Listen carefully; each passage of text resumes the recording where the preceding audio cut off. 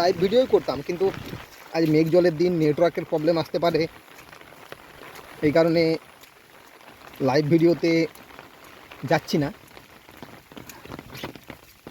Long ভিডিওতেই সব থেকে ভালো। অবস্থাগুলো দেখো, কেবল অবস্থাগুলো দেখো। আর এইরকম বৃষ্টি মানে আমার ছাগলের অসুবিধা, আর চারিদিকে মাছের মেলা। আগে খেতে মাছ ধরার জাল পাততাম, এখন আর সেভাবে পাতি না। তবে জাল পাতলে মোটামুটি মাছের অভাব হবে না।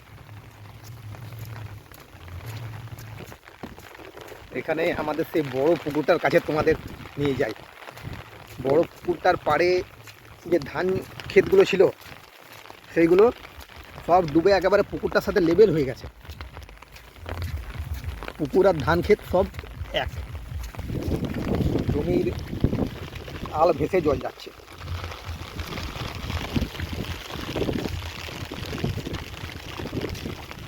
ওরে বাপ,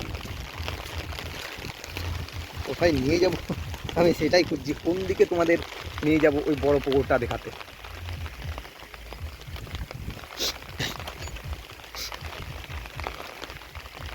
কি অবস্থা!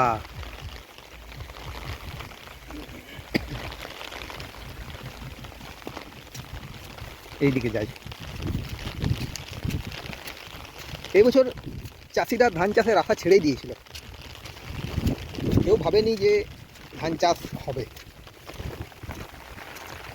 এই ধানের মাঝে মাঝে এরকম একটু করে গ্যাপ দিতে হয়, তাহলে কি হয়, যদি কখনো ধানের রোগ লাগে, বিশেষ করে ধসা রোগ, সেটা এক জায়গা থেকে আরেক জায়গায় ছড়াতে খুব বেশি পারে না। গত বছর প্রায় প্রত্যেকের জমিতেই ধসা রোগ লেগে গিয়েছিল, তার জন্য এই বছর এইরকম ব্যবস্থা সবাই করেছে।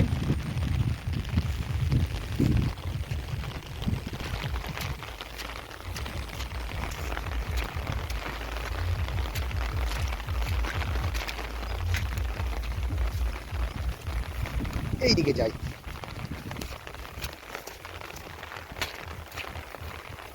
9 মিনিট ভিডিওটা হয়ে গেল, কত বড় যে হবে।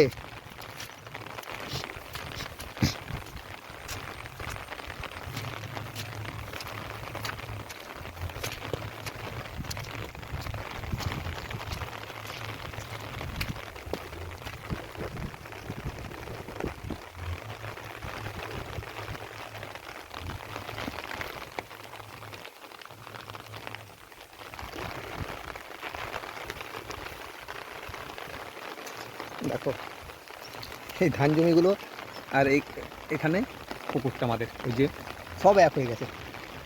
আর এই দিকটা যত দূর যাবে তত দূর একই অবস্থা। এই জমিটার যেটা আল, সেটা একটু উঁচু, তাই এটা বড় পুকুরটার সাথে এক হতে পারেনি।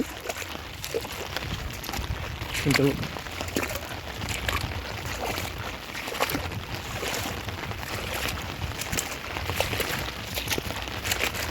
জলে ভাসছে আমাদের বাঁকুড়া। বন্ধুরা, এত বৃষ্টি কোনোদিনও দেখিনি বলবো না। বৃষ্টি আগের বছরও হয়েছিল, আগের বছর প্রচুর বৃষ্টি হয়েছে। এই বছর সেই তুলনায় কোনো বৃষ্টি আমাদের হয়ইনি বলা চলে। জোর করে চাষিরা মাঠে ধান রোপণ করেছে শুকনো অবস্থাতে। দেখো বড় পুকুরটার এটা এক হয়ে গেছে। ধান গাছের ডোগাগুলো একটু করে দেখাচ্ছে এটাতে, এটাতে তাও নেই।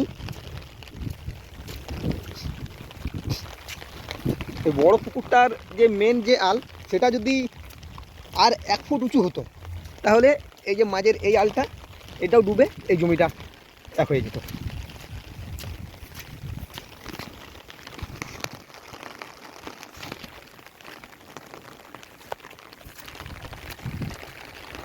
লম্বা ভিডিও পাঠ করেই দেবো ভাবছি তোমাদের।